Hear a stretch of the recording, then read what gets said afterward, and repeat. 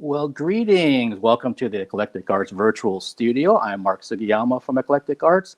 Thank you so much for joining me on this Labor Day weekend here in the United States on Saturday evening, at least here on the West Coast. On the East Coast, it's even later evening. Hopefully, everyone's staying safe out there and having some semblance of a Labor Day weekend. If that means having a nice meal, maybe uh, safely seeing friends or family, what have you. It's just obviously a really strange time that we're still living in during 2020, but we make the best of it. And I'm just really glad that people are here to see what's going on here at 7 o'clock on a Saturday night. A little bit of housekeeping here. That let me check something real quick and make sure everything's everything. Okay.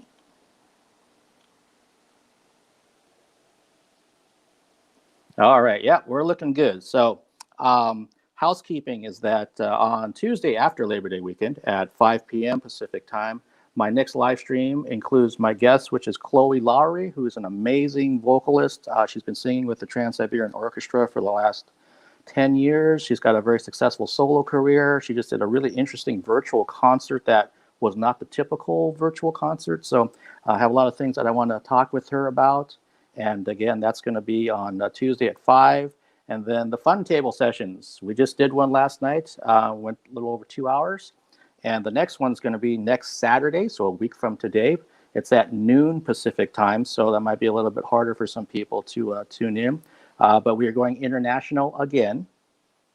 One of my guests is a film director from Germany, so it's going to be 9 p.m. nighttime for him, while the rest of us are dealing with lunchtime and afternoon times here in the U.S. But that's next Saturday, the 12th, and that's kind of where the updates are. So I'm really excited about this interview, and I can't wait to get started. So let's get started. My guest this evening is a fantastic pianist. Trained in classical and jazz, part of his story was featured in the film Keep On Keepin' On, where his friendship with Mr. Clark Terry was well documented. Rest in peace. Please welcome to the Eclectic Arts virtual studio, Mr. Justin Kauflin. Hi, Justin. Hey, how you doing? I'm doing great. How are you, sir? I'm doing all right. Thanks so much for having me. I'm very happy to be here to I guess to chat a little bit. Yeah, no, thank you for taking the time, especially on Labor Day weekend. Problem, no problem. We still got time for burgers and things. sounds good. At least your Labor Day weekend's kind of it reminds me of Labor Day weekend because you're with family and you got some things going on. Yeah, hanging down in the SoCal area, and it's definitely summertime weather. It's super hot, actually, a little bit unreasonably hot, but we'll hang out and do burgers in the AC, I think. Sounds good. So for myself, this is one. I don't want to call it a silver lining, but something that happened during the pandemic time was that I saw the documentary "Keep On Keeping On" with you, and I was just for people. I've been telling so many people about that film to watch it, and then when I explained to them what it's about your friendship with Clark Terry, and then they might ask me, well, what kind of music is that? And I say it's jazz, and then some people are kind of like, oh, I don't like jazz, and I said, no, you still need to watch it because there's such a human interest element in that documentary that's just amazing. And I happen to like jazz, so I win both ways. Good. All right. Well, that works. Yeah, and I'm just curious. So, how did they approach you about that film? From the get go. Can you kind of take me back to the beginning of that timeline? So I went to school with the director. He was a drummer at William Patterson University, where so I met him, and through him I met Clark Terry because he uh, was already kind of going by the house at the time. Clark lived by the campus, so he was considered adjunct faculty. He'd come in and do master classes and things. But my buddy Alan Hicks, was there to help CT when he went on the road. Al would be there to help him out and sort of be kind of a road manager. So when I was starting at William Patterson, of course I was already totally blind. I lost my sight when I was 11, so I made that transition. And when I was a freshman and sophomore, that's when Clark was starting to lose his sight more significantly because of diabetes. Mhm. And so Al wanted to bring me over to the house just to talk to Clark and kind of give him some encouragement, I think, and some reassurance that, you know, there are ways to still do the things we love, even though, you know, sight is going. Um, and that was kind of the beginning of our relationship. And I got to sort of perform in you know, they formed a Clark Terry ensemble, and we got a lot of time with him. And then of course, outside of school, we got to spend a lot of time with him at the house and just have these hangs. And they just continued. After we graduated, we all kind of went our separate ways. Clark ended up moving down to Arkansas. Al went back to Australia, and he got this idea really with a buddy of his, Adam Hart, who became the cinematographer for the film. They were surfing, I guess, as Australians do, and he said, you know, we really should do something about Clark. There's nothing that really captures this incredible human being that we know. He's a legendary musician, but also one of the most generous, one of the warmest, one of the most selfless musicians and teachers that we've encountered. And so he wanted to document that somehow. He had no film experience whatsoever. He went to school for drums. And so the two of them sort of learned the process, and they didn't know what it was going to be, really. They started filming Clark and getting stories, you know, asking them how it was to be around Oscar Peterson and Ella Fitzgerald, and how it was in the Duke Ellington Orchestra, Count Basie Orchestra, and just getting all these stories. And I think it felt incomplete to them without it being about him being a teacher. And as I was spending time with him still, even after school, they thought to throw me in there as a kind of an example of one of his students. And that's really how it came. And again, right, this was without a whole lot of foresight or planning, but it ended up going for about 4 years. They captured both of our lives for about a 4-year period. And of course, you know, they thought, okay, you know, at the 2-year marker, we should be able to wrap it up. And then something happened, and it's like, oh, man, we need to keep filming. And it just kind of kept on going, and more things happened that were just really quite remarkable. And it's really a miracle how everything came together the way it did. And it's really Al's sort of love letter or just tribute to Clark, who, I mean, he had this special impact on so many people. And I'm just very fortunate that I was able to be one of them, and that it was actually able to be captured in the way that it was. Yeah, no, I mean, again, for folks out there that haven't seen the documentary, what Justin was just saying, they show so many different people that have been touched by Clark and his not just him as a musician, but him as a person, as a teacher. And Justin, for you, I'm just curious that if they're filming roughly 4 years of your lives, did it get to a point where you're like just used to cameras being around and people talking to you about what they're trying to film, or did it get annoying at times, or both? Yeah, it was a challenge. I would be lying if I didn't say it was a challenge. There were some particularly hard times for both Clark and myself and our families. Clark was dealing with a lot of health issues. You know, being in his late 80s, going into 90s through that filming. And I had some, you know, I got to compete in the Thelonious Monk competition, which is a big deal. And these are high pressure situations, and it was challenging. I'm grateful that it was captured, but I was not grateful at the time.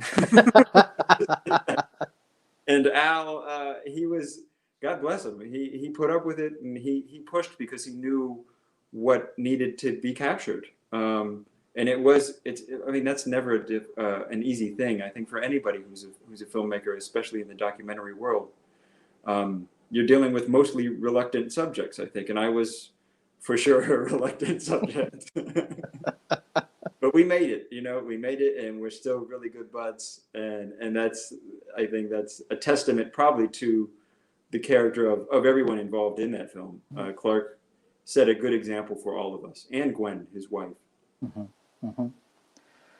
Yeah, I'm always fascinated by that when I see documentaries. I just actually saw one about a week ago that's coming out in October, and it was like a documentary of a documentary because the subject didn't want to be filmed. And so it kind of threw everything out the window. They couldn't get a hold of him.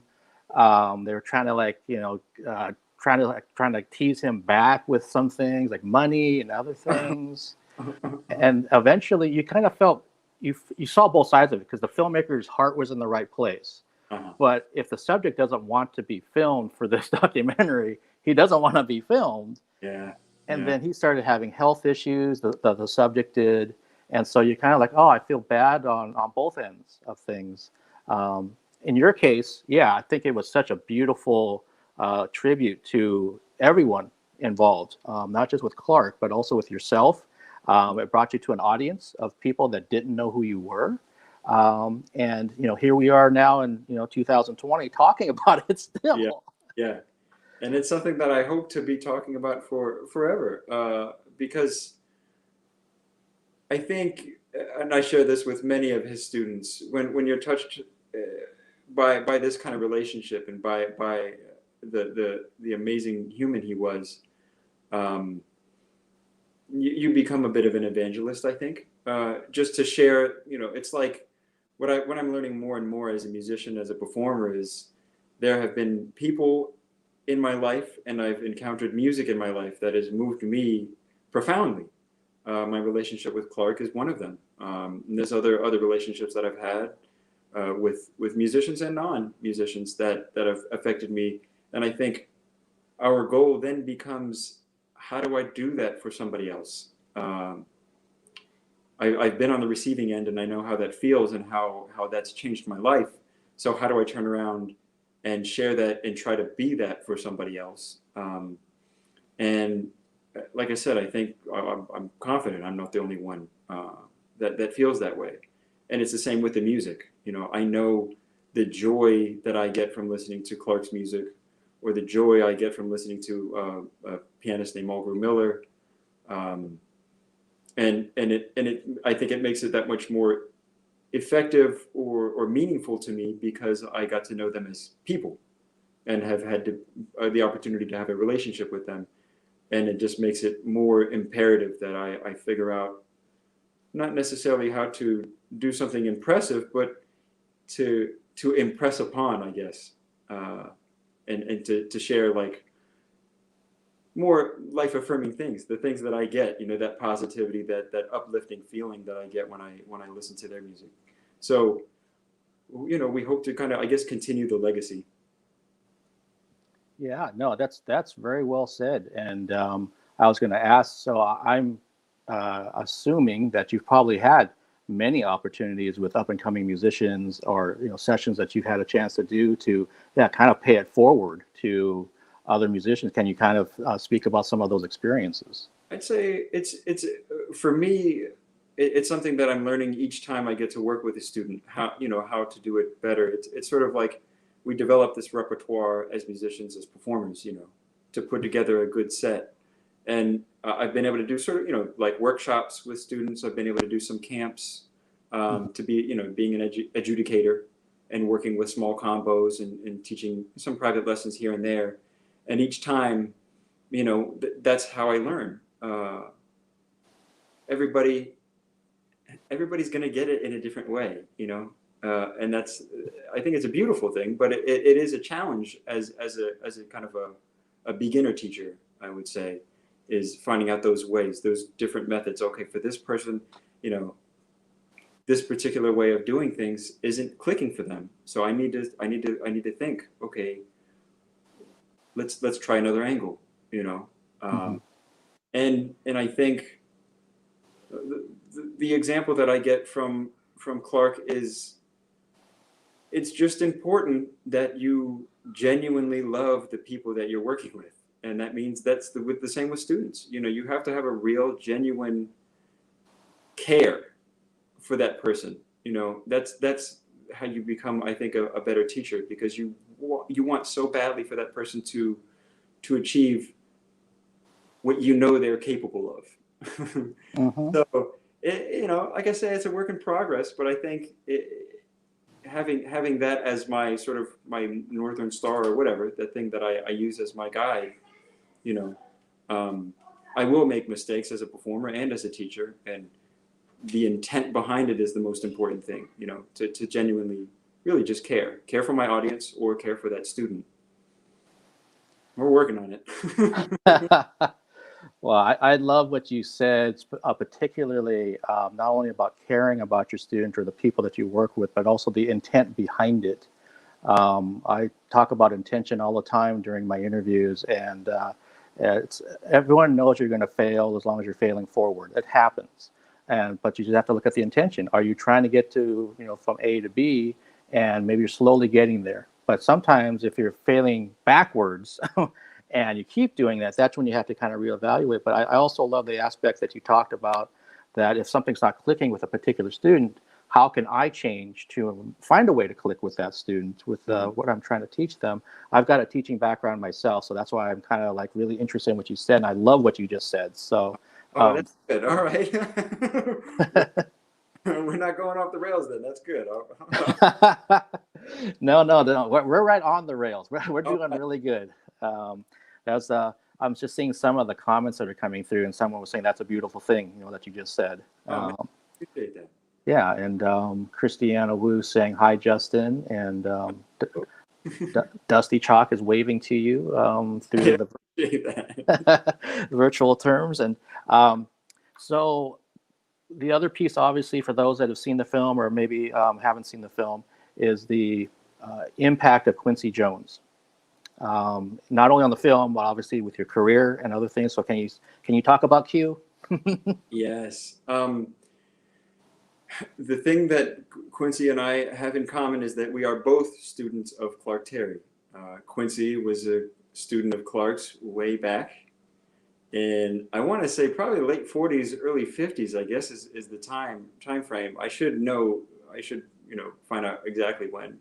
But Quincy must have been about 12, and Clark was in his mid 20s, and he was on tour with Count Basie. And Quincy was very adamant. He wanted to get lessons from Clark, trumpet lessons, Mhm. and he scored. He was his first student essentially, and fast forward a number of years, and I'm there studying with Clark, and it was a very fortuitous set of circumstances where Quincy was making a trip down to Clark's for a separate reason. He had no idea that we were doing this film, but it was around that same time where we were at Clark's and doing our thing, where we would kind of hang for a week, living at his place and just capturing lessons and things. Quincy shows up, and Al is like, what do we what do we do? Like, we just his main concern was, will Quincy sign the release form? You know what I mean? Like, this is Quincy Jones we're talking about. So they were able to capture it, and that is captured authentically in the film. That was just as it was. Quincy showed up. We got to spend the day with him. Clark and him got to catch up, and Clark wanted me to play for Quincy on Clark's keyboard in his living room. So I got a chance to play for Quincy and spend a little bit of time chatting with him. And for all of us, I think we thought, well, that was something else. That's something for me to go write in my diary and remember for the rest of my life. And I think thanks to the connection that Quincy and Clark had for so long, I mean, that's a real special relationship. Quincy went to go study with Clark, and then maybe 10 years later, Quincy has a big band he's taking to Europe, and Clark left the Duke Ellington Orchestra to join Quincy, because he believed in him. Mhm. And that kind of relationship was a special one. And I think because of that, Quincy was at the time starting this new management company called Quincy Jones Productions, and they decided to take me on, add me to their roster to help my developing career and help give me some guidance. And so I've been in that family for the last 5-6 years. and it's still something that I find quite surreal. Mhm. That it's sort of like, oh, I know Quincy Jones. I've been to his place and we've spent time together, and he knows who I am. Yikes, man, that's wild. That is super wild. And um, if anybody has had a chance to see the film, I think the other main character, there's a few main characters: Clark, Gwen, his wife, myself, and Candy, my guide dog, who's enjoying retirement with my parents back in Virginia. But her name being Candy, Quincy, I don't think he's called me Justin in quite a while. I'm Candyman. Candyman, that's it. He shows up, and I know he's talking to me. But it's been really quite surreal. Something that I'll continue to pinch myself and be grateful for. It really is mind blowing. And the thing that I'm so grateful for is to know what kind of beautiful person Quincy is. He does a wonderful job of continuing Clark's legacy. Yeah, you strive to be the best at what you do, but you never forget how to be a human being in the process. Wow. Yeah, yeah. I'm just saying this off the top of my head. During the course of the last 20 minutes of this interview, you said so many amazing quotable things. Have you thought about writing a book? Oh my goodness, no. I'm serious. Have you thought about writing a book? I do think so. I think I'm full of baloney. I open my mouth and a bunch of stuff falls out, and I hope it's not. I hope it's intelligible. Really, that's the main. That's the main. Oh no, it's you say some things that are really profound, and I think Oh even if man. it's like the start of a book that you keep going on, with years of your career and your life and everything, and then maybe in 20 years you got this whole big 600-page thing of of things you've said. Ah, shucks. Oh, well, I appreciate that. I'll put that in the back of my mind. I'm still just trying to figure out how to play the piano, I think. Yeah, no, I'm being serious. I mean, as a writer myself, and having interviewed tons of people, that I can't remember quite the last time I had certain quotable things come from a guest that were so profound until this one right now. Well, So we'll keep on working at it. I'll listen back to this on YouTube and see if I hear what you're talking about. yeah, hopefully you do. I bet you some of the other people that are watching this right now are probably feeling the same way. Well, They're just I kind of. appreciate. Oh man. Yeah, I was going to say that when I watched the film and they showed, Quincy reconnecting with Clark, and then there's that moment in the kitchen when he's talking with you, it's really actually making me just completely dumbfounded that you just said it was very natural, very organic the way that stuff happened. Because I'm like, I would have just been like ready to faint if Quincy Jones showed up, It was and it was hard. You know, we talked before, going live just about the butterflies and the nerves, and that's a big theme in the film. Me grappling with anxiety and stage performance fright, stage fright. But no, that whole day, you better believe my stomach was in a knot, in a very familiar knot. But again, I think it speaks to his graciousness, that we were able to talk and sit at a table and just chat about all kinds of things. That's the type of person he is. People, you spend a lot of time being, I think, it can be overwhelming. It can be intimidating to be in the presence. And then it speaks to the person he is, that he was able to make me, somebody who's shaking in his boots, feel comfortable and be able to just sit down and chat. That's a gift that they have for sure. Clark as well. Yeah, no, and you're right. It takes a certain type of person that understands that they're just trying to be themselves, and they're trying to make someone else comfortable who's clearly maybe nervous around them. Because some people don't do that, and they actually kind of revel in the fact that you're nervous around them. Oh, yeah, we've encountered that as well. That's what makes uh, us more grateful for the ones that do recognize that. ab- Absolutely.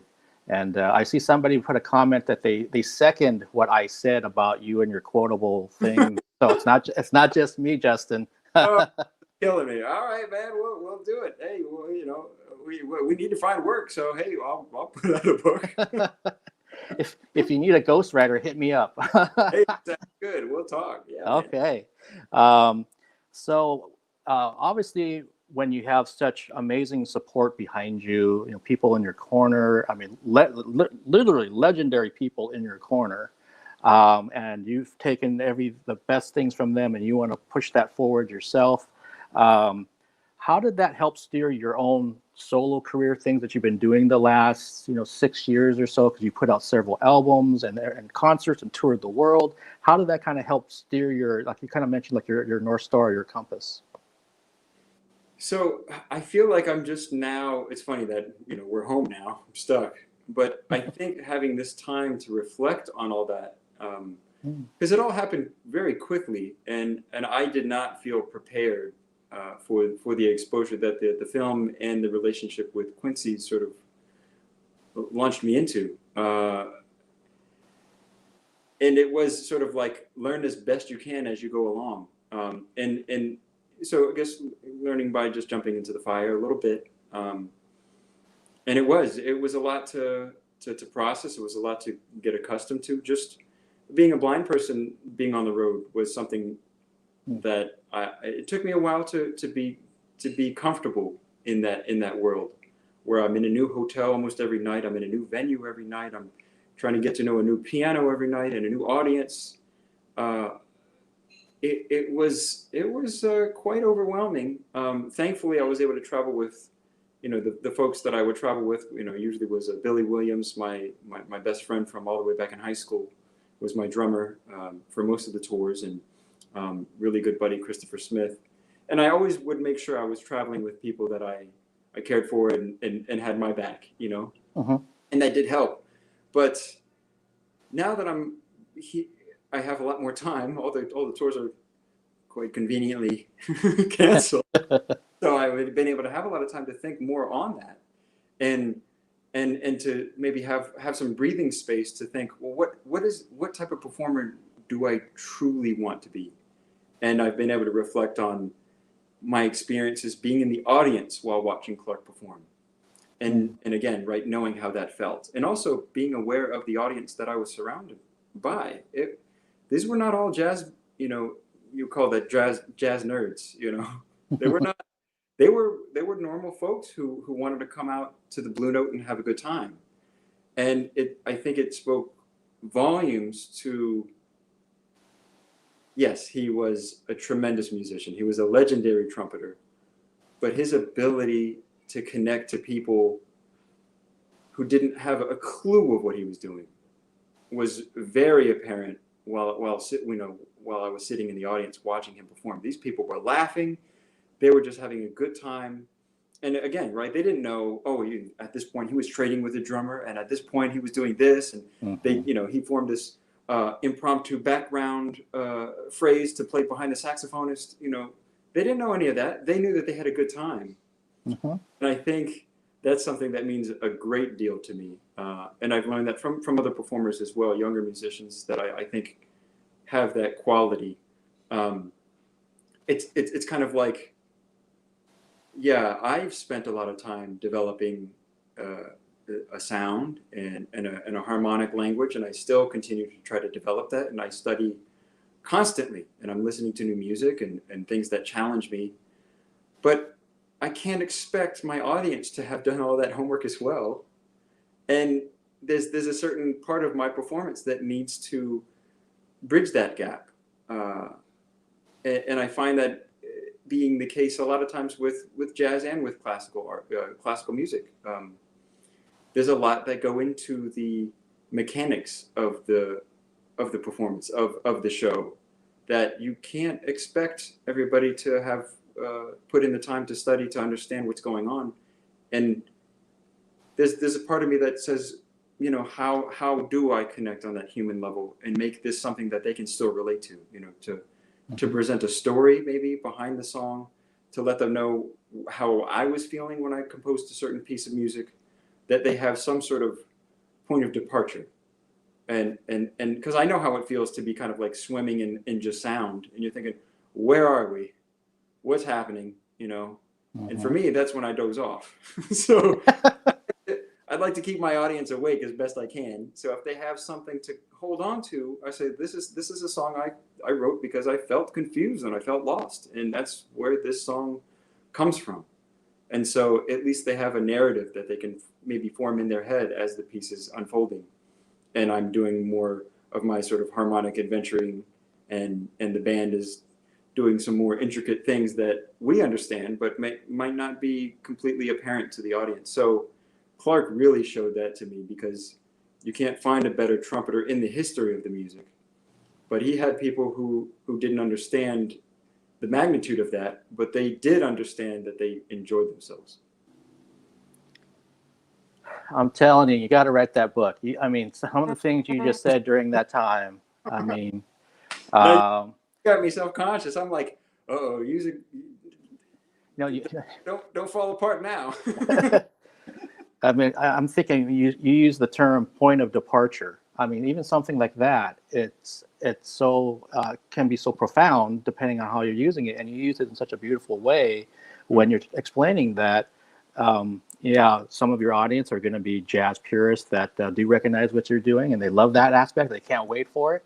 And then you got the other portion of your audience that's there on a Saturday night and having a meal and a drink and just want to hear some good music and have a good time and good energy and connect on some level, whatever that level is. And it may not be musically, it's just the whole environment of the energy. And I think that's maybe one thing that might be a knock on some jazz artists, because they kind of have a reputation, not all, just some, that look down their nose at those that don't play jazz or don't understand it. What do you like to play? Oh, I'm in a rock band. Oh, Yeah, and it's an unfortunate thing, but it's something that we all hopefully kind of learn from and maybe grow out of. But music is music. Whether you went to school and studied years and years and years, that's one way of getting into music. But that's not any less valid than somebody who never went to school and picked it up by ear, and also learned how to connect with an audience. When I was learning more about the blues tradition and how these guys had no formal training, but they used emotion. Emotion is what drives that. There's something deep within them that they're expressing, and because it's in between B flat and B does not matter to them. And also doesn't matter to the person that's hearing it, because they're feeling something, very profound. And I think as I was learning, and they didn't know that they were playing 11 and a half bars. They were just doing something that felt natural to them. The phrasing was natural to them. And I think that's what really taught me. It's like, okay, it's different. It's a different vehicle, but hopefully they can accomplish very similar things. And for me, I think music in all its complexity is still mainly about communicating that emotion. That's what speaks, I think, loudest to me. The emotion that I get when I listen to Bach, or a very different emotion that I get when I'm listening to Beethoven, or if I'm listening to Al Green or Sly and the Family Stone. It's a feeling that gets pervaded. And all of these things are, different vehicles, I guess, of expressing, that thing that is still just human. It's a human experience, I guess. So it's a bummer, that we still find ourselves in these situations where, we might look down upon somebody else because of the way they've chosen to express themselves. Come on, music. I definitely had times where I've seen some of the best technical performances I've ever seen in my life, but I didn't enjoy it, mm-hmm. And again, that's something that you learn from. So why didn't I enjoy it? And I think maybe it's because I felt played at, not played for, kind of thing. Don't just show me how good you are. Hopefully let me feel something. And maybe it's okay if there's mistakes in there. That's what I always tell myself. So it's okay, get over it. Mistakes happen. This is what it's about. Yeah, no, that makes perfect sense. I've dabbled. It was a few years ago when I played just music locally in a duo, and I was kind of the opposite of my singer because she was a perfectionist, and I was kind of like, well, let's just go out there and have fun. We're just playing in a coffee shop. There's like 10 people here, whatever. Right. But we never really found that middle ground because he would want to keep practicing and practicing, and I was kind of like, one practice is good enough. We got these songs down. Let's just go do it and have Yeah. a good time. But I see both sides of it. I mean, I was not trying to make small of how she was approaching things, and then she didn't do the same thing to me. So that's why we managed to do it for 3 or 4 years or so. It's finding And that, it's definitely about finding that balance. I think it's like for me, as I view myself and as in my music, and as I admire a lot of my peers on the piano or any instrument really, I think something that's become more apparent to me during this time off and having more time to practice is no compromises when it comes to. I will always want to strive, for excellence. It's something that Clark instilled in me and Quincy. You don't stop. You want to be the best, absolute best you can be. Um, no compromises in that, but also always recognizing that you're still one amongst many, and the primary thing is to be sharing, and to again find that way of bridging that gap, in terms of what my experience is, and when somebody else is just coming off the street who doesn't know anything about what I'm doing or anything, still figuring out how to make that connection. yeah, and I'm just reading a comment. It says, I find myself nodding in agreement with a lot of what Justin has to say. Oh, well, I appreciate that. All right. That's Yeah. definitely shaking the head. That's okay too. All opinions are valid. Tell you what. Well, and I like what you just said too, because it is about, you're going to keep striving. You're never done. You're still learning. It's a process. It's a journey. And at the same time, can you find a way just to connect with a person? And I know for me, doing even these interviews, every guest is different. Obviously, they come from different backgrounds, different moods, different time zones, and if I try to approach them exactly the same, I'm not going to get necessarily the best result if I don't try to work with the particular guest that's working with me right now. And it just says I don't understand when someone would want to try to box somebody into something. It's just like, no, let me try to box around you. That makes more sense to me. I do it.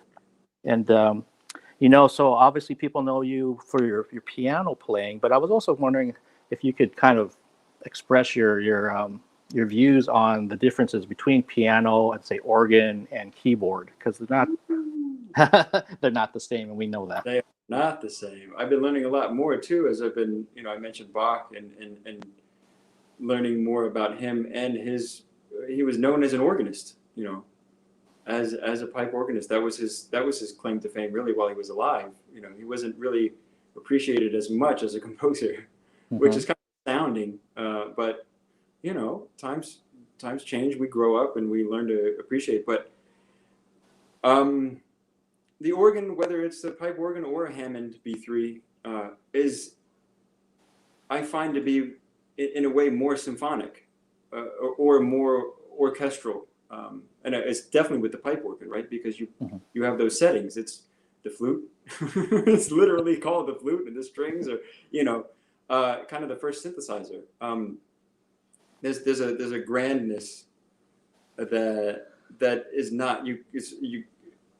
It's a completely different world, I think, that you live in sonically. And it's, I think some people maybe are fooled by the fact that it's a keyboard, it's a keyboard instrument. It's like, tell you what, I consider myself a pianist, and I might sit down on an organ, but you better believe I will not tell anybody that I can play the organ. It's a whole different way for a pianist. Obviously, what I do is it's through my touch. That's how I find the different sounds. I evoke a softer texture or a rounder sound, or a harsher, brighter, sharper sound based on how hard I hit it, because it's a hammer mechanism, and it really does depend on the velocity at which it's struck. With an organ, it's only one setting. It's on or off, and the way you shape that sound is with the drawbars, with the swell pedal that you use with your foot.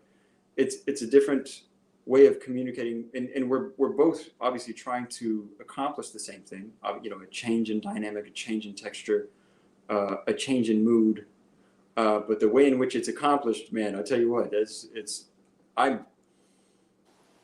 and then when you get the Leslie speaker involved, with the Hammond B3, Mhm. woof, I mean, that sings like no piano can. That's a whole different thing. So yeah, I definitely appreciate it, and again, I think going into the electromechanical, you mentioned keyboards and Rhodes, and Mhm. uh, you cannot play a Rhodes like you play piano because of the timbre of the instrument. I can play some lower chords on the piano uh, that will not work on the Rhodes. So you learn, how to, I think, adjust. And I think sometimes it's important to recognize, like, some of us are organists, some of us are keyboardists, some are fortunate enough to be skilled in order to kind of bridge all of those. But I firmly exist in the world of piano and maybe slightly in the world of keyboards. I love them, Mhm. but to consider yourself to the level of, if you're talking about electromechanical, Herbie Hancock and Chick Corea and Joe Zawinul, Mhm. they know how to play those guys for sure. They've delved into that world. And then with organ, it's the same thing. Like Corey Henry. Woo boy, that's an organist. And there's some Glenn Gibson Jr. I mean, it's like these guys. They astound me. I think, how is that possible? How do you get your feet and your arms and your hands and everything to just coordinate so well to make that thing sing the way you do? It's exciting. It's exciting to watch and listen to for sure. Well, yeah, and I was going to ask you that, during this pandemic, time off, whatever you want to call it, what have you been working on for yourself musically? Like, so what kind of directions is Justin Kauflin's music going in 2020? That's a good question. Hopefully he'll figure it out. I tell you what, I have to say, one of the, you mentioned silver linings. One of the silver linings that I've encountered is that I've rediscovered, I think, an insatiability for music that I haven't felt probably since high school, when I was just discovering jazz and I was kind of, the world had expanded. Um, I've been so infatuated with so much music. It's almost been hard to sort of pin down where do I want to take it. So right now I'm kind of soaking in as much as I can, trying to learn about more things that I hadn't encountered or hadn't had the time to delve into as much as I'd like to. Um, but I'm obviously, because I can't play with other musicians the way we used to. I'm exploring more of the solo piano thing. So I've been forcing myself to do more streaming on YouTube. So I do a Sunday stream in the Sunday afternoons, 12 o'clock Pacific. I call it, JK's Hymns and Things. So Mhm. I go through traditional hymns and some gospel things or whatever kind of strikes my fancy, but doing it in the solo piano realm. And then Wednesdays, I do a thing in the evening. What is that? 6 p.m. Pacific, where I do more themed shows. So I started by doing the music of Clark Terry, and then I did the music of Mulgrew Miller, my favorite pianist. I did the music of Derek Hodge, who's a wonderful bassist and composer who I admire greatly. I did the Disney songbook. Mhm. Yep. And it's been great to sort of weekly have this shift where I delve into some other type of repertoire. And Wednesday will be Oscar Peterson, which is exciting and thrilling, and also very intimidating. That's a strong voice on the instrument, and somebody I like to pay ode to as best I can. And I'm going to slowly start incorporating electronics, because I am also a composer and I use the computer to create a lot of these orchestrations and things that I use for doing some film scoring and some things for media. And I want to marry the two. I want to do more of that live. Um, and I've wanted to do that for some time. So figuring out how to do it in a natural way is my main objective. So I'm slowly kind of, I'll have a keyboard set up. starting on Wednesday, and I probably won't use it for Wednesday's show being Oscar Peterson's, but there's a wide world to be explored, and I hope to do that in a natural way. And that's always the thing that's key to me, I think. Not I don't want to force anything. So if it takes a while, I'll take my time. But I love that stuff. I really do. I think I'm a pianist, so I'm naturally a nerd, I think. I think most pianists tend to be on that side. So, I mean, I love the gadgets, boy, you tell me. I get into them. And the way virtual technology and sampling technology has developed in the last 10 years is really quite astounding. So we'll see. It'll be interesting. So if you want to join me, I'll be doing that on YouTube, and I'll probably be falling on my face a few times.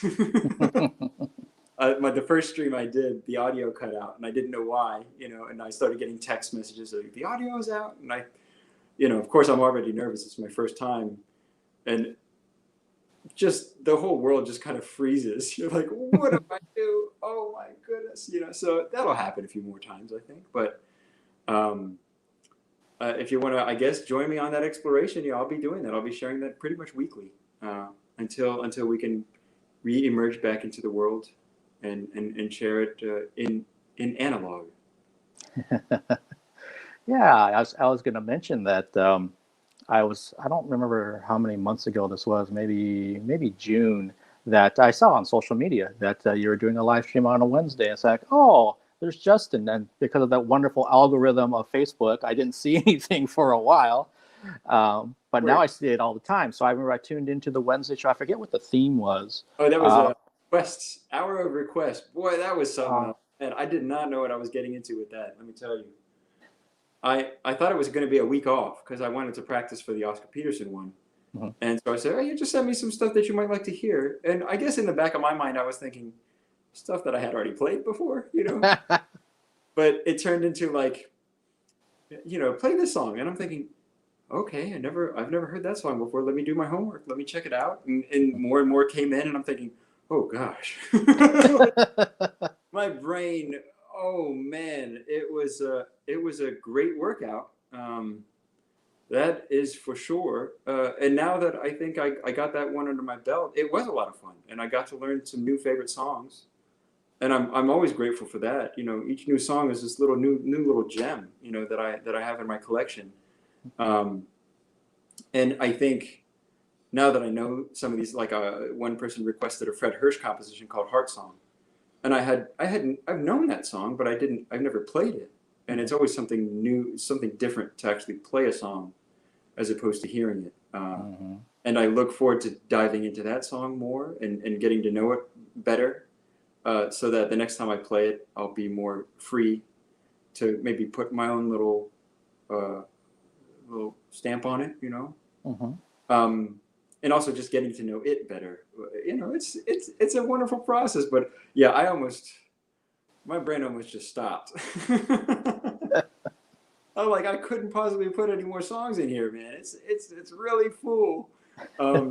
But it was a great challenge. I'll probably do that once a month. I'll just call it JK's Jukebox. Let's see. Throw me whatever you feel like, and let's see if I can do it. And that might be kind of fun.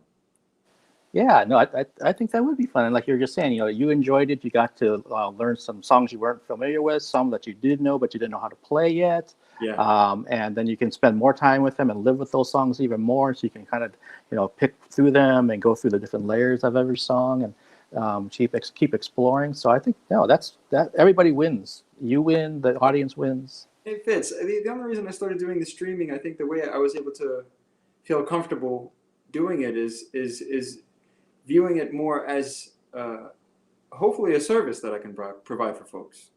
Anybody who's looking for a diversion or a bit of a something different instead of just seeing the news on Wednesday evening. I know for myself it's nice to have a break from it, so we can back the new day and hopefully be a little bit uplifted. That's my hope, anyways. And so the requests have been a nice way of doing that, because it's like, if there's a song that I can play for you that I know will make you happy, that makes me happy, to like, oh, somebody wanted to hear a Pat Metheny song called James. And it was great because I thought, I felt like it was probably for James Taylor, who I'm a huge fan of, you know. Ah. But I was like, I didn't know. And then of course it's live. So I was like, this is a song called James by Pat Metheny. And I wonder who James is. And of course the guy who requested it goes, it's for JT, it's for James Taylor. And I was like, oh, I love it. So happy. Oh man, you know, so yeah. Like I said, I'll probably do that probably the first Wednesday of every month. That'll be kind of a fun thing to do and to break up the themed thing. But Okay.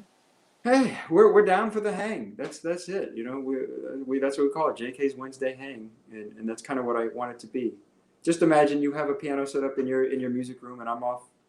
That's where I would end up anyways if I was in your house. You know, and I don't mind me. You know, I'll be playing. No, I think you've hit the exact right tone of what you're looking for from particularly those Wednesday sessions, because there's a really positive vibe. It's loose but not too loose, and you just kind of feel good. I remember one point there was a different Wednesday where I had it playing while I was working on something, so I was just hearing the music. I wasn't actually watching you play, and it was so nice, such a nice soundtrack of tunes Hey, coming through. that's it. You know, Yeah. we're hoping for it. It doesn't have to be. It's casual, it's relaxed. I kind of want to keep it that way. And then we can do more formal performances when the time when the opportunity presents itself. But I really like it being. I mean, if you're in my bedroom, it's not going to be too formal. It's the piano I use to practice, and it's intimate. And it's been a nice opportunity actually to explore sort of sharing my more intimate musical moments with folks. Because there's a lot of times when I know a lot of musicians feel this when you're practicing and you get into sort of a zone just on your own because that's where the moment takes you, and it's kind of nice to have this opportunity to maybe share a couple of those special moments. That's kind of that's the vibe. Yeah, well, again, mission accomplished. Hey, good to hear, man. Thanks. That does mean a lot. Yeah, and you mentioned that you've been working on some scoring of films and other projects, and one thing that just kind of flipped into my head when you said that was that I saw Antonio Sanchez, the drummer, play live, who had scored Birdman. Yeah. And he did the whole thing live. So they actually showed the film, and he was on the stage playing the drum parts. And I thought, is that anything that you would consider trying to do, down the road when we're, post-pandemic, obviously, and that kind of thing? I am blind, but I am also aware that the world I live in is a very visual one, and I'm always fascinated to see what ways I might be able to collaborate or be involved in that medium. Keep on keeping on was my first taste. Al basically would say, "This is what I'm looking for," and he gave me moods that he wanted portrayed, and I remember kind of giving him about 6 to 8 options. I thought, well, here you go. Here's what you were asking for. You wanted to be sort of suspended, a little bit up in the air, and then sort of slowly resolve after about 2.5 minutes, that kind of thing. And then he sent me what he had edited to that music, and I thought, whoa, this is cool. I really like this because it gave the piece of music that I put together this new life. It framed it in a new way that I hadn't imagined myself, but it made perfect sense.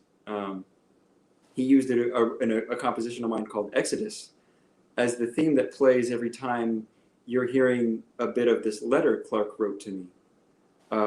And if you said, yeah, we're going to use Exodus for Clark's letter that he dictates, I would have said, that's not going to work. Are you kidding me? That song for this really touching part of the film, and then they played it, and I thought, oh my God, it works. There's something really magical about being able to give a composition or a piece of music this new life beyond what I could have imagined for it. And doing things. I've been doing things for fun with a buddy of mine who also did some of the video work for Keep On Keeping On, and also for the Quincy documentary.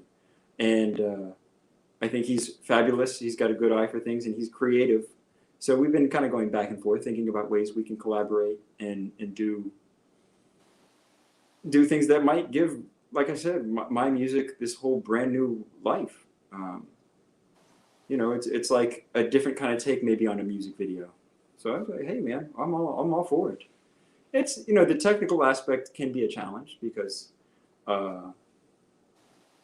you want to get some things have to be quite specific, based on what's happening in the action of the film, and that's something that I'm going to be learning hopefully in the next few years. Getting better at just learning time code, right? Or Yeah.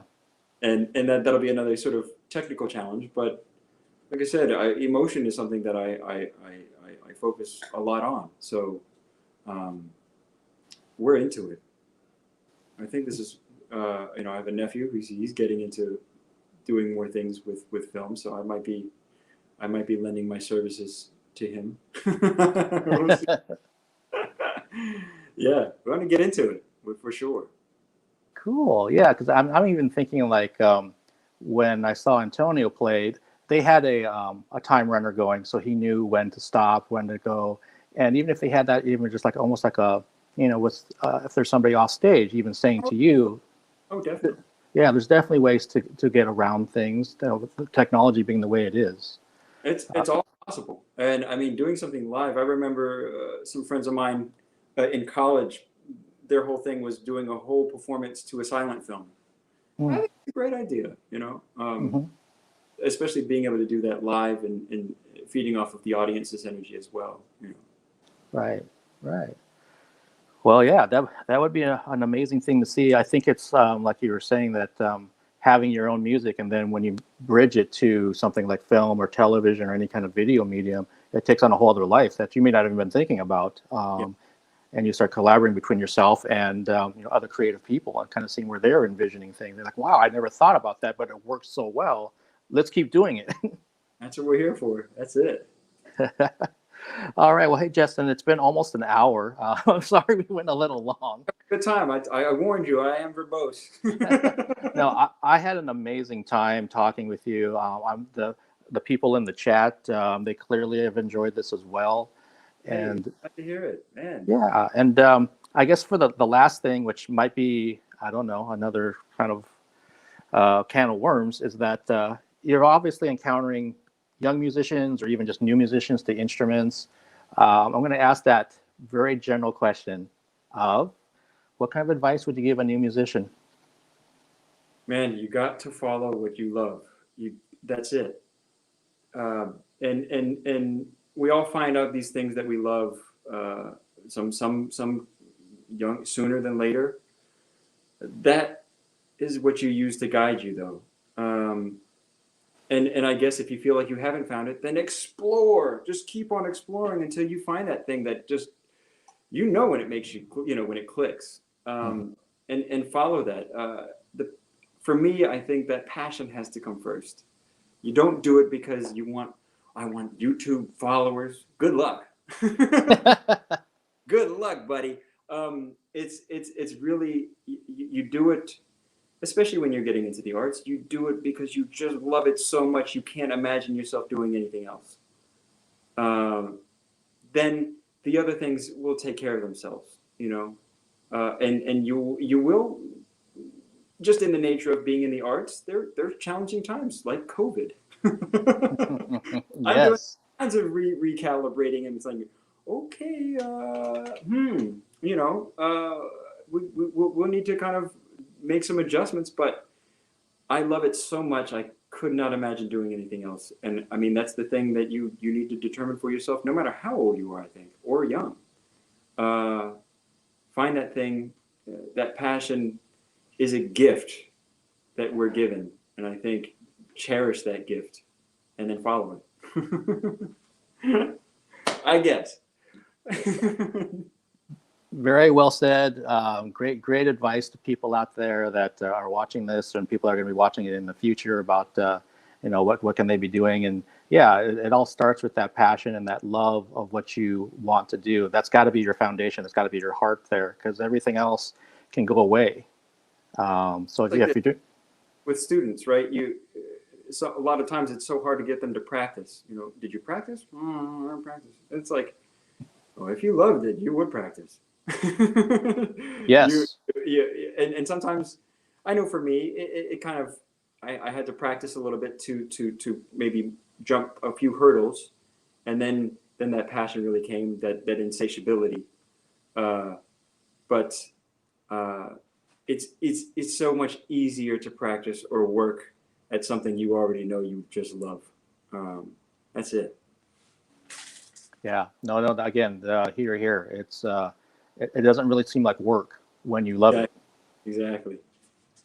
Well, again, Justin, thank you so much for taking the time tonight.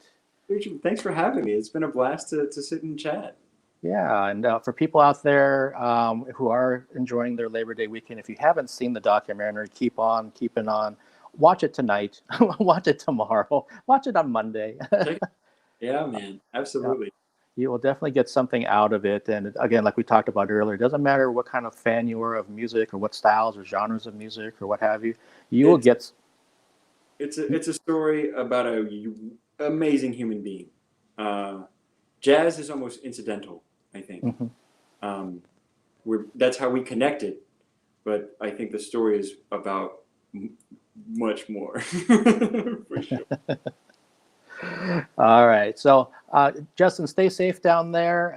Take care of you and your family. Wish you well, and everybody out there that's watching. Hopefully, you all have a great weekend, and perhaps I'll see you somewhere soon down the road. All right. So, have a good night, everybody. Take care.